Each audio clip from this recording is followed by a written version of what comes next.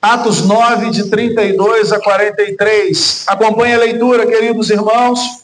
Pedro viajava por toda parte e foi visitar o povo santo que vivia na cidade de Lida. Ali encontrou um paralítico chamado Enéas, que permanecia na cama havia 8 anos. Pedro lhes disse: Enéas, Jesus Cristo cura você, levante-se e arrume a sua cama. E no mesmo instante ele se levantou. Todos os moradores de Lida e de Sarona viram Enéas e se converteram ao Senhor.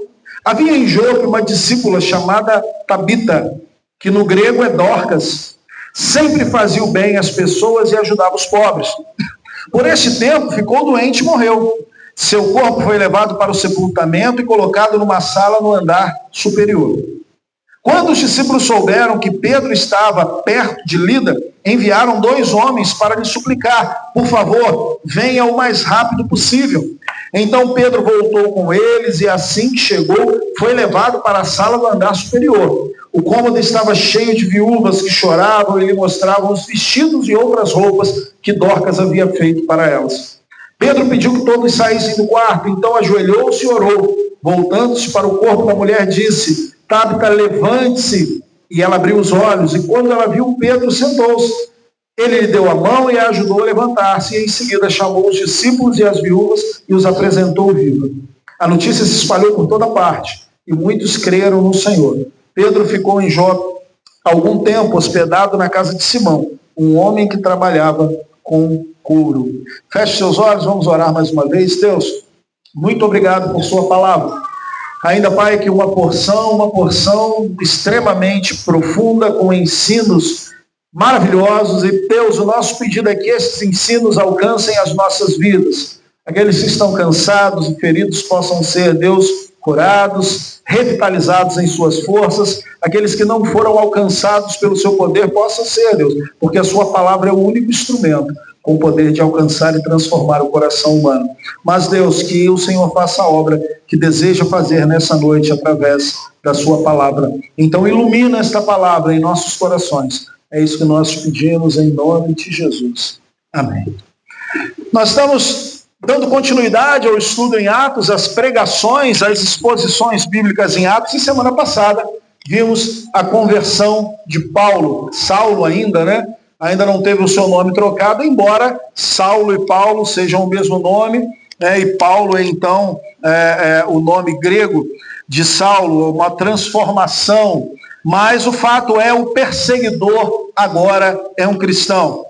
Lucas, então, ele vai fazer uma transição que talvez pareça um pouco abrupta para a gente, né? Porque ele está ali tratando da conversão de Paulo, e agora ele quebra para Pedro novamente. A câmera volta para Pedro, e pelos próximos 3 capítulos, e hoje nós vamos falar da primeira parte dessas histórias que Lucas vai contar, Lucas começa então a tratar da conversão, da expansão do evangelho para os gentios. É interessante que nós vimos a pregação em Jerusalém, nós vimos quando a pregação alcança Samaria, os meios judeus, e falamos disso há algumas semanas, e agora novamente nós estamos em uma transição, e Pedro está caminhando em direção à pregação aos gentios, que acontecerá na próxima semana. Então as 3 histórias de Pedro são esse milagre duplo que nós vamos ver hoje, Enéas sendo curado e Dorcas sendo ressuscitada, a história da conversão de Cornélio e sua família e a fuga, né? Pedro então precisa fugir da prisão, e aí vemos Deus agindo de forma maravilhosa. Essas serão as próximas mensagens, onde Lucas ele muda, ele sai de Paulo, volta para Pedro e depois então vai voltar a Paulo, e aí a gente continua acompanhando Paulo ao longo do livro de Atos. Então hoje nós veremos este duplo milagre que aconteceu e buscaremos no Senhor então lições que venham moldar as nossas vidas. É por isso que nós estamos aqui. Nós não estamos aqui apenas para uma palestra motivacional, nós estamos aqui para ouvir as verdades eternas e clamar que essas verdades transformem as nossas vidas. Por quê? Porque por mais eloquente, por mais sábio, por mais letrado que seja um pregador, e este não é o caso, mas ainda que fosse, um homem não tem poder de mudar os corações. Corações não são mudados por retóricas e discursos humanos. Corações são mudados e são mudados somente pelo poder da palavra de Deus. Enquanto eu prego, então, queridos, eu convido você a constantemente estar orando e clamando a Deus que venha transformar o seu coração através dessa palavra que nós lemos e será agora explicada e principalmente aplicada às nossas vidas. Então nós vamos olhar para Pedro indo em direção a Enéas e a Dorcas nessa noite. Pedro é um apóstolo e isso é extremamente interessante. Pedro é um apóstolo itinerante. Pedro não está parado em Jerusalém.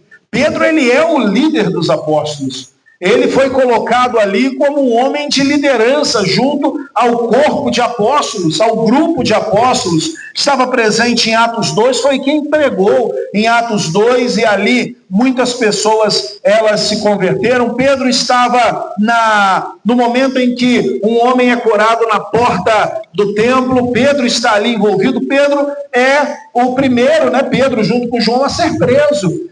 Naquele episódio em que o Sinédrio pega Pedro e João depois da cura e prende. Pedro é um homem extremamente ativo em Jerusalém, mas não só em Jerusalém.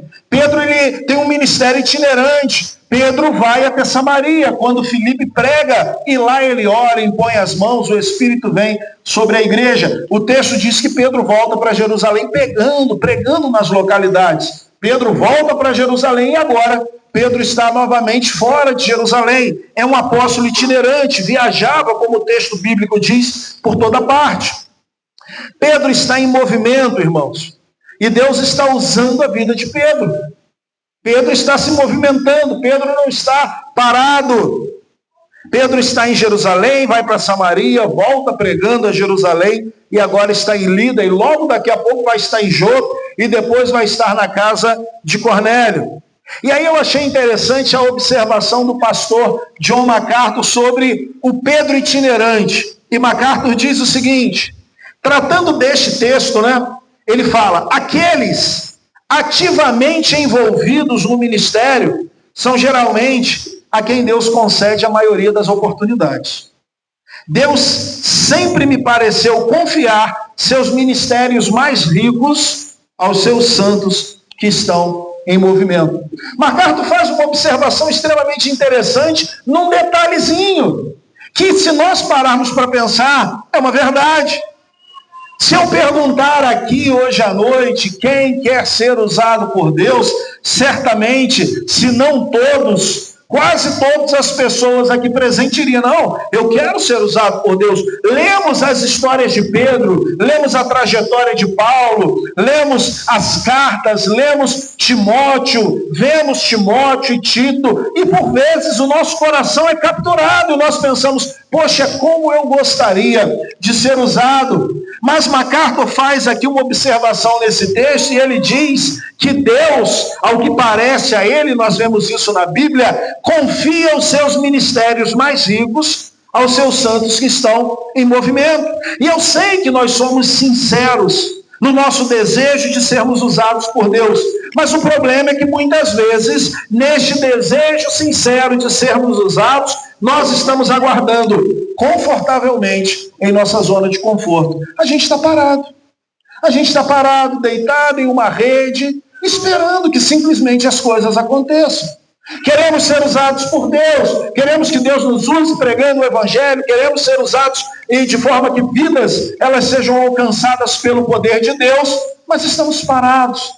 Estamos, talvez, deitados em nosso conforto, e aí a gente fala muito em a zona de conforto, Ficamos preguiçosamente esperando a grande oportunidade, a grande chance, o grande ministério. Estamos parados, aguardando e vendo quando vai ser que o grande ministério vai cair no meu colo, quando vai ser que eu vou começar a pregar. E Pedro nos dá aqui, através da sua vida, um exemplo Pedro estava em movimento, e quando nós vemos os grandes relatos na vida de Pedro, na vida de Paulo, é porque esses homens estavam caminhando pelo mundo, esses homens estavam pregando o evangelho, eles estavam abordando pessoas, eles estavam indo às sinagogas, eles estavam indo à praça da cidade, eles não estavam parados, eles estavam falando sobre o amor de Jesus, pregando o amor de Jesus, viviam um ministério frutífero, porque estavam em movimento.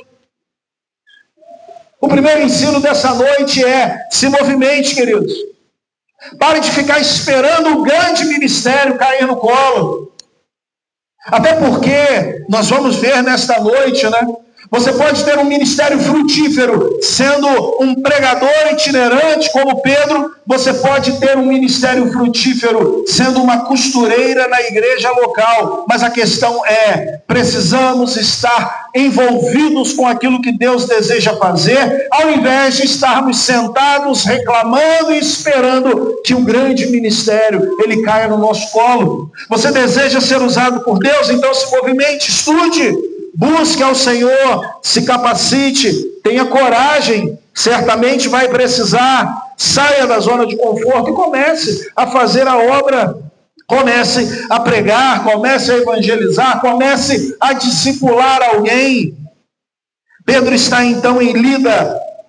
Lida fica a cerca de 20 quilômetros de Jope, e ali vivia um homem chamado Enéas. Enéas estava paralítico há 8 anos, a Bíblia não nos diz porquê, não nos diz qual foi o motivo dessa paralisia, mas ele estava paralítico. Em Jope, e aí Jope fica a 20 quilômetros, né? Era um porto também próximo ali em Jerusalém. Nós sabemos que Jope era um porto próximo em Jerusalém, porque nós sabemos que Jonas, quando ele tenta fugir para o Senhor, ele vem para o porto de Jope, ele desce para Jope, para poder dali tentar fugir. Então em Jope era esse porto, morava uma mulher chamada Dorcas, ou Tábita, e o nome Dorcas é o nome grego. Lucas vai descrever esta mulher como uma discípula, notável pelas boas obras que ela fazia. Pedro então está sendo conduzido ao Senhor, a esses 2 encontros transformadores. Você percebe? Pedro está em movimento e Deus o está conduzindo a viver essas experiências e glorificar a Deus através delas. A disponibilidade de Pedro deu-lhe uma porta aberta para o ministério. A porta está aberta porque Pedro está se movimentando. A porta está aberta e o ministério se apresenta porque Pedro está indo em direção àquelas pessoas, pregar o evangelho. Óbvio que ele não sabia que iria encontrar Enéas, iria encontrar Dorcas. Já no nosso próximo texto, ele sabe que vai encontrar Cornélio, o próprio Senhor manda, mas Pedro está em movimento, irmãos.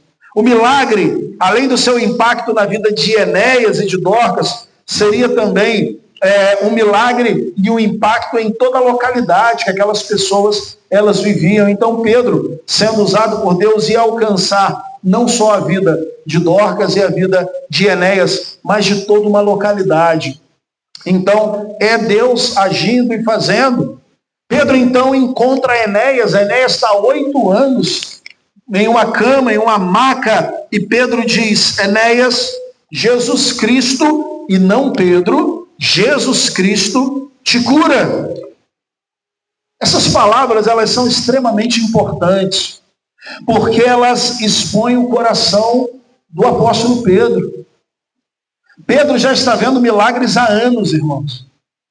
Pedro caminhou com Jesus e viu milagres acontecendo, e Pedro já vem experimentando milagres, quer seja na porta formosa do templo, quer seja em Samaria, quer seja na sua disposição e coragem junto ao Sinédrio, mas Pedro tem experimentado milagres. Mas Pedro sabe quem é. Ele sabe quem ele é e ele sabe quem é Jesus, o que é mais importante. Então, diante desta questão, desta cura maravilhosa e milagrosa, Pedro diz: Enéas, Jesus Cristo, ele te cura. Pedro, ele conhece, ele tem uma nítida noção, uma certeza de que é Cristo quem continua fazendo a obra pelo poder do Espírito Santo. E por que isso é tão importante? Porque esta palavra de Pedro, este coração de Pedro, ele está em contraste exatamente com muitos ministérios hoje que procuram a própria fama, que procuram a própria glória, que procuram até mesmo enriquecer através de seus ministérios, ao invés de procurar exaltar o nome do Senhor Jesus Cristo. Pedro diz para Enéas: levante-se e arrume a sua maca. Enéas imediatamente se levantou, sem paralisia, sem doença. A cura de Enéas estava completa e ele deixaria de ser agora um homem confinado em uma cama. A cura de Enéas, irmãos, tem uma repercussão grandiosa. O texto vai dizer no versículo 35 que todos de Lida e de Sarona viram Enéas e se converteram ao Senhor. O impacto deste milagre, e aí deixe-me só esclarecer, o milagre, ele aconteceu, coisa maravilhosa. As pessoas dessas duas localidades viram Enéas caminhando, viram Enéas curado. O todos aqui pode trazer um choque para nós, que grande poder de Deus em trazer todas as pessoas desta localidade. E quando Pedro diz, olha, levanta e toma a sua cama, faz com que aquelas pessoas tenham curiosidade de saber o que aconteceu. Enéas está andando, Enéas estava preso em uma maca, em uma cama, por 8 anos. Essas pessoas são levadas então a Pedro para ouvir a palavra de Deus. O milagre não é o fim em si mesmo, o milagre não é o objetivo, ele é apenas um instrumento do Senhor para trazer pessoas para ouvirem a palavra. O que converte, o que transforma, irmãos, é a palavra de Deus. Então nós não estamos focados em milagres, embora o Senhor ele seja soberano, mas a palavra é quem salva, a palavra é quem transforma, a palavra é quem dá vida, a palavra é quem traz o que traz arrependimento, é o Espírito usando a palavra. E toda aquela localidade então vai procurar o que aconteceu, encontram Pedro, e Pedro prega o Evangelho de forma tão poderosa, ratificado por esse milagre que aconteceu, que as pessoas elas se entregam ao Senhor. Aquele que por 8 anos ficou confinado em uma cama, agora anda pela cidade. A reação do povo, além de admiração, é também de interesse, para saber a origem deste milagre. São conduzidos então a Pedro. Pedro então vai pregar o Evangelho, e essas vidas vão ser alcançadas pelo Senhor Jesus Cristo. Pedro exalta Jesus no momento da cura, e Cristo é exaltado também na conversão dessas pessoas. A disponibilidade de Pedro, irmãos, levou ele a uma oportunidade ainda mais surpreendente. Pedro é um homem disponível, é um homem que segue ao Senhor, é um homem que está em movimento. Foi levado até Enéas, algo maravilhoso aconteceu.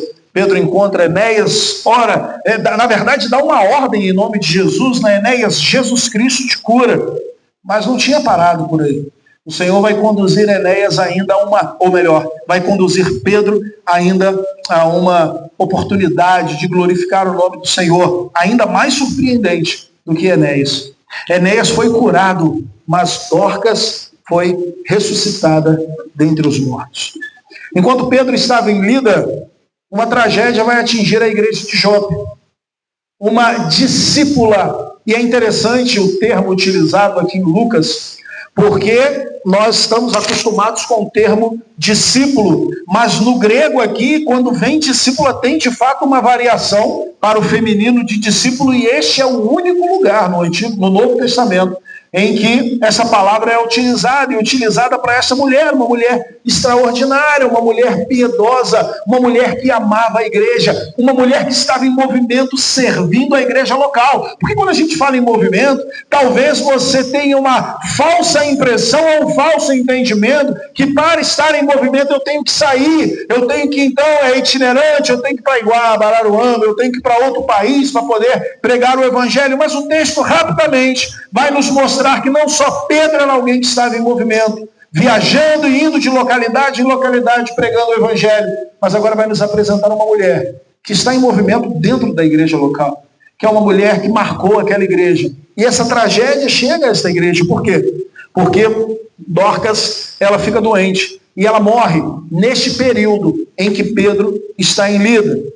Um dos membros mais queridos, né, desta igreja local, a discípula chamada Dorcas. O texto diz, sempre fazia o bem às pessoas e ajudava os pobres.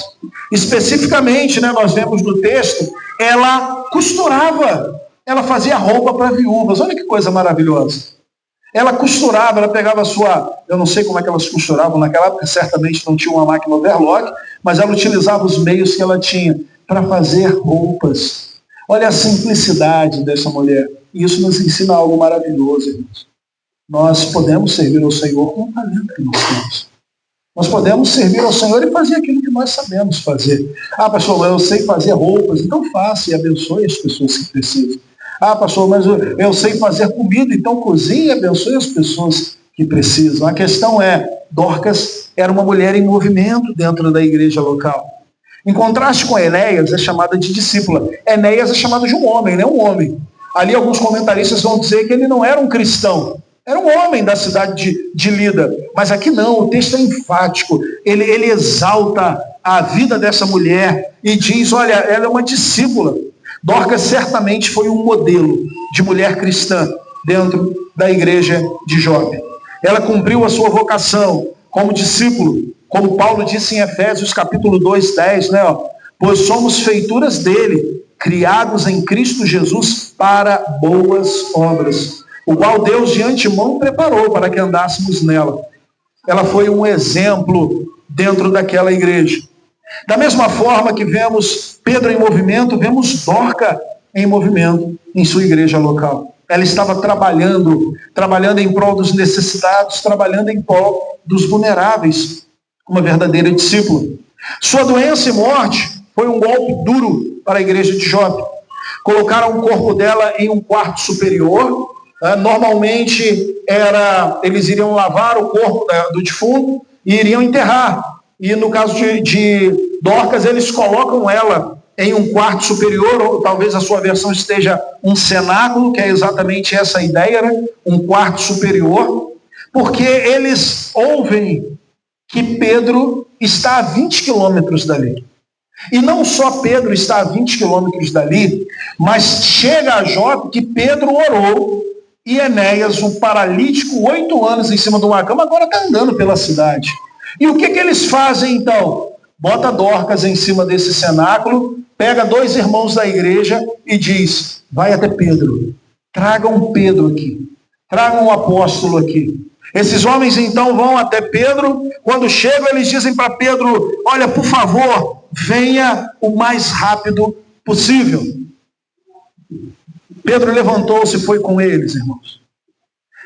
Discípulos do Senhor nunca estão tão ocupados a ponto de não poder atender um pedido de socorro. Você percebe o que Deus vai fazendo no livro de Atos, à medida que a gente vai caminhando?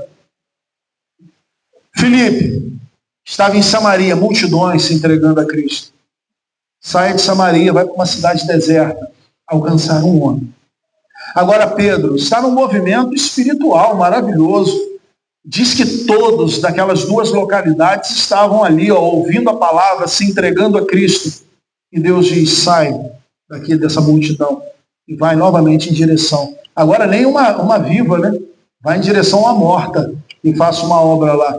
Você percebe como que, principalmente no tempo que nós estamos vivendo, o nosso coração é agarrado a multidões, a essa ideia errada de que Deus está agindo porque tem muita gente. Eu não estou dizendo que isso é um problema. Se Deus decidiu salvar toda uma cidade, glórias sejam dadas a Ele. Mas a grande questão é que nós, que somos servos e instrumentos de Deus, por vezes seremos tirados desses lugares e colocados em lugares muito pequenos, e o que importa a nós é glorificar o nome do Senhor.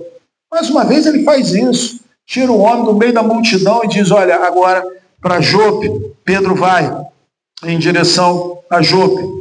Ele então, em Jope, né, levam Pedro até o corpo de Dorcas.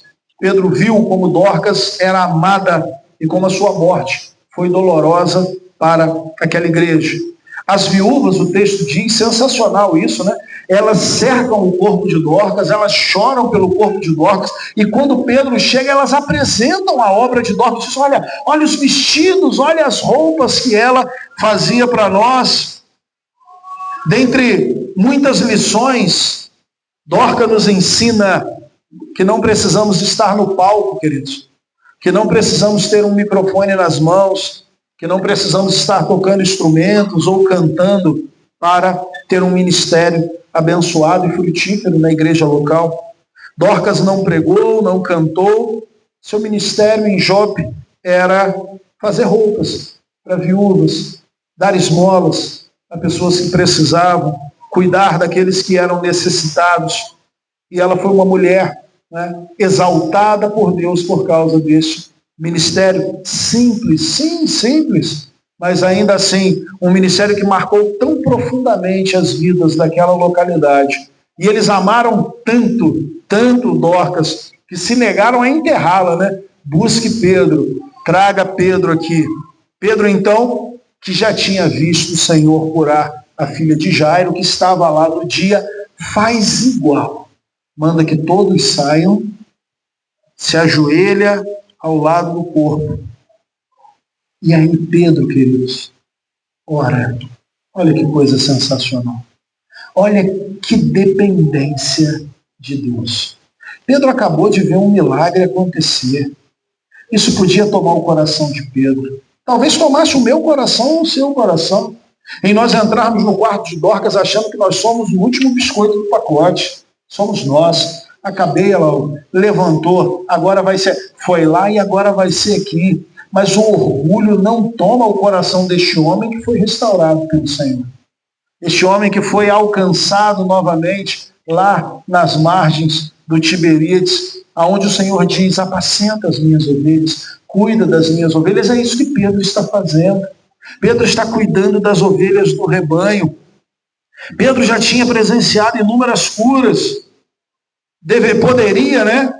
Talvez no nosso pensamento, dar uma ordem a Dorcas, mas o que ele faz? Ele ora.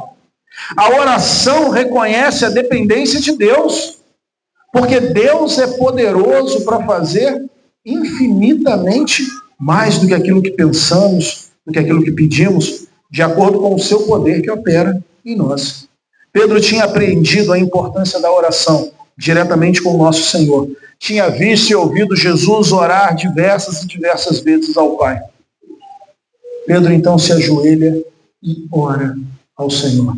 A oração tem poder, irmãos. E a oração, ela é uma declaração de dependência. Quando oramos, nós estamos declarando a nossa dependência do Senhor. Quando oramos para sair de casa, estamos declarando que dependemos do Senhor para ir para o nosso trabalho, para voltar do nosso trabalho, para cuidar da nossa família. Quando oramos na igreja, estamos dependendo do Senhor completamente para agir através dos cânticos, para agir através da palavra. Há muitos anos atrás, apenas uma ilustração sobre oração, 5 jovens universitários, eles foram para Londres para poder ouvir Charles Spurgeon pregar. Chegaram cedo no tabernáculo metropolitano e encontraram então as portas fechadas. As portas ainda estavam fechadas. Esses jovens se sentaram nos degraus da igreja esperando as portas se abrirem. Enquanto esperavam nos degraus, um homem se aproxima deles e diz: gostariam de ver o aparelho de aquecimento dessa igreja? Não foi isso que eles foram ver, mas eles aceitam. Então o homem abre uma porta lateral, eles descem uma escada, cruzam um corredor e no final do corredor este homem abre uma porta. E naquela porta havia um salão imenso e haviam ali 700 pessoas de joelhos orando. O homem era o próprio pastor da igreja, Charles Spurgeon. E ele diz para esses jovens: aí está o aparelho aquecedor da igreja. Spurgeon não sabia o coração desses homens, mas talvez eles foram procurar Spurgeon, porque na igreja de Spurgeon, 7.000 pessoas ficavam esperando para poder entrar e ouvir a palavra, enquanto outras 7.000 lá fora permaneciam esperando o culto acabar, para que as 7.000 fossem embora e elas pudessem entrar e ouvissem Spurgeon pregando. Mas o coração dele era tão humilde que ele, antes de pregar e abrir a boca, ele leva esses homens para o verdadeiro poder daquela igreja, do tabernáculo metropolitano, que era irmãos que oravam, irmãos que, enquanto o culto estava acontecendo, eles estavam clamando ao Senhor para que as vidas elas fossem alcançadas. Este era o aparelho de aquecimento do tabernáculo metropolitano, a oração. Tendo acabado de orar, Pedro virou-se para o corpo de Dorcas e disse: levante-se. Ela abriu os olhos. Quando ela viu Pedro, sentou-se, lhe deu a mão e ele o ajudou a levantar, e em seguida chamou os discípulos e as viúvas e apresentou Dorcas viva. A notícia mais uma vez se espalha por toda a cidade e muitos creram no Senhor. Deus usou este e outros milagres como uma confirmação de que o evangelho ele é verdadeiro. Ele também usa para mostrar que os apóstolos eram seus mensageiros. Jesus, através desses milagres, estava mostrando para o povo: esses apóstolos, esses homens, são meus mensageiros, eles falam em meu nome. E Deus usa a ressurreição de Dorcas como uma faísca para a salvação daquela cidade, de muitos naquela cidade. O ministério de Pedro deu muitos frutos, mas toda exaltação e glória tinha um endereço certo. Era o próprio Deus. Eu concluo então. Assim como a cura de Enéas, a ressurreição de Dorcas atraiu a atenção do povo. Muitos creram no Senhor Jesus. Pedro permaneceu vários dias em Jope, na casa de Simão, o curtidor, e aí a gente fala disso na semana que vem. Essa cidade, séculos antes, foi a primeira parada do profeta Jonas. Foi também em Jope que Deus constrangeu Pedro a ir pregar aos gentios. Percebe a beleza disso? Séculos antes, Jonas, que recebeu a ordem de Deus de profetizar para os gentios, ele vai para Jope para fugir de Deus. Séculos depois, o filho de Jonas, Pedro, Bar Jonas, o filho de Jonas, Simão, o filho de Jonas, está naquela mesma cidade. Mas este será obediente e vai até a casa de Cornélio pregar o evangelho para ele. O capítulo 9, vimos a conversão de um perseguidor implacável, Paulo. No capítulo 10, veremos a conversão de um homem piedoso. Veremos o alcance aos gentios. Deus usando Pedro para que a mensagem do evangelho alcançasse um povo desprezado. E nós? A questão é essa. Estamos disponíveis? Estamos em movimento? Confiando no poder de Jesus? Irmãos, que Pedro, como nosso irmão, possa nos influenciar a trabalharmos para o Senhor. Que Pedro, como nosso irmão, possa nos influenciar a nos colocarmos de pé e em movimento começarmos a frutificar. Estamos já em setembro, já vamos pensar no ano de 2026, e a pergunta é: quantos frutos você deu este ano? Você é alguém que ativamente tem servido ao Senhor? Precisamos olhar para Pedro e enxergar em Pedro esse exemplo. A missão está diante de nós. Mas talvez nessa noite também tenhamos pessoas que não pertencem a Cristo, que não foram ainda alcançadas pelo Senhor. A boa notícia é que Cristo está aqui através do seu Espírito Santo. E se você ouviu a voz de Deus, não endureça o seu coração. Viva o maior de todos os milagres, muito maior do que a cura de Enéas, muito maior do que a ressurreição de Dorcas, que é a salvação das nossas almas. E em tudo, que o nosso Senhor seja glorificado. Feche seus olhos. Senhor Jesus, Pai, abençoa-nos, Deus. E fale aos nossos corações, muda as nossas vidas, transforma as nossas vidas, perdoe os nossos pecados, nos faça levantar, Pai, para que em movimento possamos louvar e engrandecer o seu santo nome. É isso que nós te pedimos, em nome de Jesus. Amém.